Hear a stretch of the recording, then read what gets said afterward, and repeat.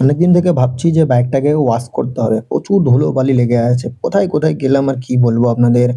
এত যে কেমন চালিয়েছি বাইকটা দেখেন কত একদম ধুলোবালিতে একদম সব ভরে গেছে। একদম সাদা, সাদা হয়ে গেছে। তো চলে গেলাম ছাদে। ছাদে গিয়ে পাইপটাকে বার করলাম। পাইপের অবস্থা খুব খারাপ, ভালো না। এটাকে ডাক্তার দেখাতে হবে। তো তারপর নিয়ে আসলাম, নিয়ে এসে কানেকশন দিলাম পাইপের সঙ্গে ট্যাপের। কানেকশন দিয়ে একদম সুন্দরভাবে গাড়িটাকে উপর থেকে নিচ অব্দি একদম ভালোভাবে ধুতে লাগলাম। যে এই যে ইঞ্জিনগুলোতে প্রচুর ধুলোবালি লেগে আছে। সাদা, সাদা হয়ে আছে একদম গাড়িটা। তারপর চাকা ধুলাম, চাকা ধুয়ে একদম সিট-টিট সব একদম ধুয়ে, তারপর লুকিং গ্লাস, তারপরে মিটার সব ধুয়ে দিলাম একদম সুন্দরভাবে। একদম গাড়িটাকে ধোয়ার পর একদম তারপর একটা সুতি কাপড় নিয়ে আসলাম। সুতি কাপড় নিয়ে এসে একদম খসখস করে একদম সব মুছে ফেললাম। যাতে জলের একটা ফোঁটাও না বোঝা যায় গাড়িতে। যদি একটা ফোঁটা বোঝা যায় তবুও গাড়িটাতে খারাপ, খারাপ লাগে।